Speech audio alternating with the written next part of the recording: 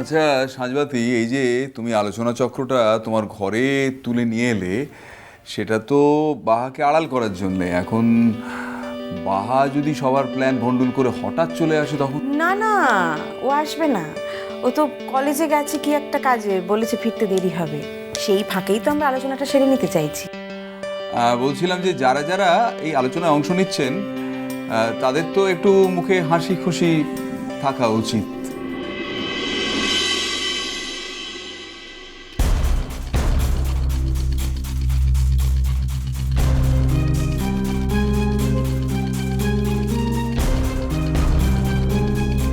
কি আমি ঠিক বলিনি অর্চি? আলোচনাটা এবারে শুরু হোক। কেন, তোর কি আজ বেরোনোর তাড়া আছে নাকি? কেন, আজ তো কোনো ছুটির দিন নয়। না, তুই তো এখন বিকেলের দিকে বেরোস আর অনেক রাতে ফিরিস। আমি কি আমার ডিউটি রুটিনটা তোমার হাতে জমা দিয়ে রেখেছি?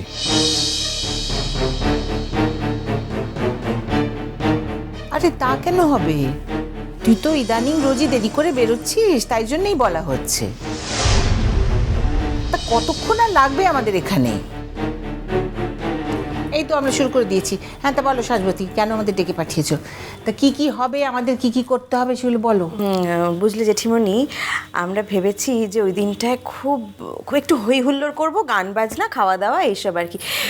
মানে ডাকার মধ্যে আমরা বাড়ির সবাই আছি, কয়েকজন আত্মীয় স্বজনকে বলবো, আর এমনি পাড়া প্রতিবেশী আর বন্ধু বান্ধব। হ্যাঁ, তা মোটামুটি লোক কত হবে বলে মনে হয়? আমি আর রোজা লিস্ট বানিয়েছি, তাতে প্রায় 50-60 জন দাঁড়াচ্ছে। দেখো দিদি, খাওয়া দাওয়ার ব্যাপারটা কি করছো বলো তো? ওই কেটারিং এ বাপু আমার পোষাবে না।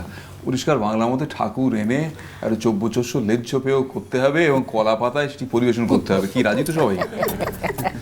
আমাদের ওই সাবেক ধরনই পছন্দ। তবে এখন এই ছেলেপিলেরা কে কি বলে? না না, আমি ও ঠাকুরেই আমার মত একদম। ও দিদি ভাই, তাহলে নিধিরাম ঠাকুর। আগে আমাদের বাড়িতে বল, যে কোনো অনুষ্ঠান হলেই নিধিরাম ঠাকুর চলে আসতো। আরে বাপ, ঢালার উপর সেই হাতা খুন্তি হাঁড়ি কড়াই সব চাপিয়ে আসছে নিধিরাম ঠাকুর।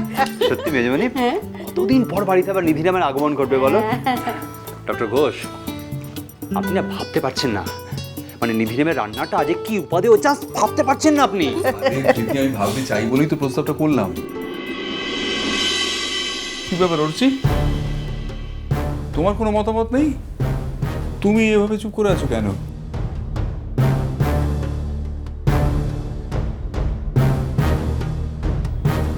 কি বলবো? কি বলবে কি? তুমি তো বলবে বাহাকে সারপ্রাইজ দেওয়ার জন্য বাহাকে না আমরা আড়াল করেছি, কিন্তু তুমি তো টিমের মধ্যে রয়েছো, তুমি বলবে না? হ্যাঁ উঠছি, তুই তোর খোলসটা ছাড়তো এবার। সবাই মিলে কোথাও একটু আনন্দ আহ্লাদ করছি, তা না উনি তখন ওনার খোলস পরে থাকবেন। আশ্চর্য ছেলে। খোলস? খোলস আবার কিসের? কিসের আবার? এই যে কপট গাম্ভীর্যের। কোনো গাম্ভীর্য টাম্ভীর্য নয়। যা বলার তাড়াতাড়ি বলো। ডক্টর ঘোষ ডাকলেন বলেই তো এলে, নাহলে আমরা ডাকলে তুমি আসতে? যাকে যাকে, এবার আমাদের আলোচনাটা শেষ করা যাক। তাহলে কি দাঁড়াচ্ছে? প্রথম হলো গান বাজনা হচ্ছে, তাহলে আর নাম্বার 2 ওই নো ক্যাটারিং, বামুন ডেকে বাড়িতে রান্না করে ফেন বসিয়ে কলাপাতা পেতে খাওয়াতে হবে। নেক্সট কি রে নেক্সট? বলো। নেক্সট? দূর বাবা, ছোটটাও না এই সময় নেই, স্কুলে চলে গেছে। ওর মাথায় বেশ নানা রকম আইডিয়া খেলে। বলো। যে যা বলেছিস, যাই বলো বাপু, আমাদের ছোট এগুলো খুব ভালো বুঝতে পারে, মাথায় খেলে। জেঠিমণি, তোমাদের ছোট যা যখন নেই, তখন আপাতত আমাদের মাথায় যা খেলছে সেটুকু নিয়ে সন্তুষ্ট থাকো। সে স্কুল থেকে ফিরলে না হয় যদি কিছু আইডিয়া দেয় সেগুলো অ্যাড করে নেওয়া যাবে, কি তাই তো? এই ঝগড়ুট। এটা বললাম না? আচ্ছা আচ্ছা, ঠিক আছে ঠিক আছে শান্তি। আচ্ছা শোনো, এবারে হলো 3 নম্বর। 3 নম্বর হলো নেমন্তন্ন। তো নেমন্তন্নটা তাহলে এবার শুরু করে দিতে হবে। এখানে আমার একটা কথা বলার আছে। বলে ফেলো ধৃতি। হ্যাঁ, বলছি যে আমি আর সাঁঝবাতি মিলে প্ল্যান করেছি যে প্রত্যেকবার কলকাতা পলাশবনিতে যায়, কিন্তু এইবার পলাশবনি কলকাতায় আসবে।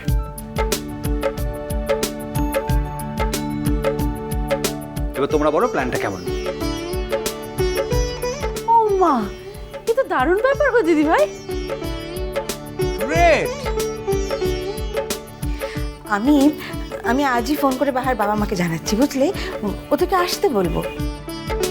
হ্যাঁ ঠিকই তো, বাহা যদি সামনের মাসে সত্যি সত্যি বিদেশে চলে যায় তাহলে তো ওর বাবা মার সাথে একবার দেখা করতেই হতো।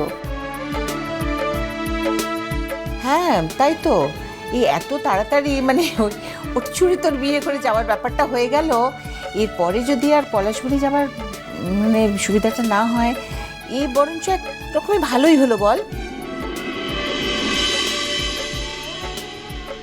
এখানে এলে তো দেখাটাও হয়ে যাবে।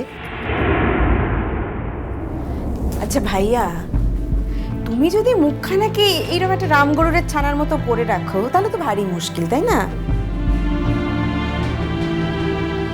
তোমার যদি কোনো উৎসাহ না থাকে তাহলে আমাদের তো ভালো লাগবে না, আমরা এনার্জি পাবো কোত্থেকে বলো তো? তুমি তো জানো সাজবা দিদি যে কিছু কিছু ব্যাপারে আমার বাড়াবাড়ি একদম পছন্দ না। আর এই ম্যারেজ অ্যানিভার্সারি এটা স্বামী স্ত্রীর একদম প্রাইভেট একটা ব্যাপার। খুব বেশি পরিবারের লোকজনকে নিয়ে হতে পারে, তার বেশি নয়। আমি আমার কথা বলতে পারি, আমার নিজেরই খুব এম্বারেসিং লাগে। আচ্ছা ঠিক আছে, ঠিক আছে, তাহলে ব্যাপারটা আমরা পাবলিকলি একটু অন্যভাবে প্রজেক্ট করি। কিভাবে? কি অন্য কিভাবে প্রজেক্ট করবে তুমি? ওদের দুজনের বিবাহ বার্ষিকী তো দুজনের জন্মদিন বলে চালানো যাবে না? এই ছাড় তো, সব কিছুতে ওর অস্বস্তি, আর সবসময় ওর একার কথা ভাবলে তো আমাদের চলবে না। সেই জন্য তো আমি বাধা দিচ্ছি না। আমি তো এই কথা বলছি না যে করতে হবে না, করো। আরে না না, শোন না, আমার প্ল্যানটা শোন, তোমরা সবাই শোনো। আমি বলছি যে এই অনুষ্ঠানটাকে যদি আমরা ওদের বিবাহবার্ষিকী না বলে পাহাড় বিদায় সম্বর্ধনা বলে চালাই।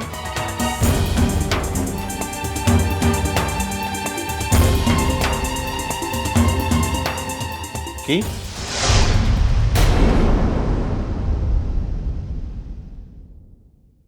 হ্যাঁ, বাহা দেশ ছেড়ে বাইরে চলে যাচ্ছে, তাই আমরা সবাই ওকে ফেয়ারওয়েল জানাচ্ছি। তাতে তো আর তোমার অসুবিধা হওয়ার কোনো কথা নয়।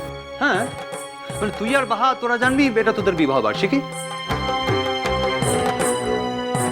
আর আমরা বাড়ির লোক, নিজেদের লোক, আমরা জানবো। এছাড়া বাদ বাকি বাইরে সবাই জানবে এটা বাহার বিদায় সম্বর্ধনা। একটা কথা বলো তো, এই বিদায় সংবর্ধনাটা কিসের জন্য বিদায় সংবর্ধনা বলা হচ্ছে এটাকে?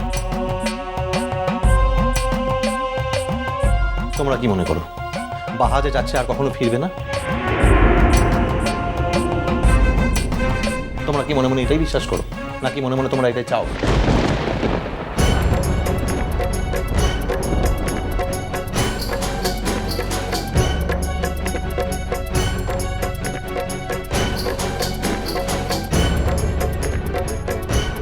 এইসব তুমি কি বলছো কি ভাইয়া? তাহলে বারবার এই বিদায় সংবর্ধনা কথাটা বলার কারণটা কি? একটা বাচ্চা মেয়ে একা এত দূর দেশে পড়তে যাচ্ছে, আর যাওয়ার আগে বারবার তাকে বিদায় সংবর্ধনা কথাটা বলার কি দরকার? তোমাদের নিজেদের কেউ হলে বলতে পারতে কথাটা?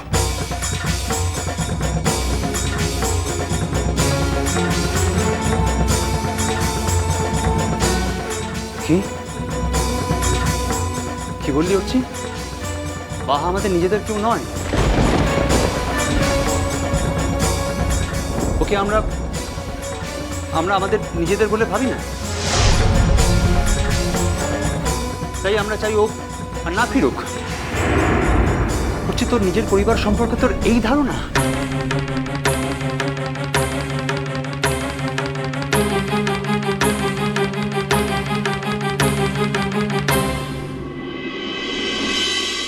আমরা সিদ্ধান্ত নিয়ে নিয়েছি, আমরা কালই যাব। দেখো সাজবাতি ভাই ভাই যা হয়েছে ভাইয়েরাই মিটিয়ে নেবে, তুমি আবার এর মধ্যে ঢুকছো কেন? তার কারণ ধৃতি আমার স্বামী, তাকে যদি কেউ ইনসাল্ট করে তো ন্যাচারালি সেটা আমার গায়েও লাগবে। সাঁঝবাতি, বাবু বুঝি শুধু তোমারই স্বামী, আমাদের কেউ না? ওকে কেউ কিছু বললে আমাদের খারাপ লাগে না? লাগলে তো তার প্রতিবাদ হতো মেজমণি। যে কেউ যা খুশি বলে এইভাবে পার পেয়ে যেতে পারতো না। মিষ্টি কুটুম মিষ্টি কুটুম মিষ্টি কুটুম।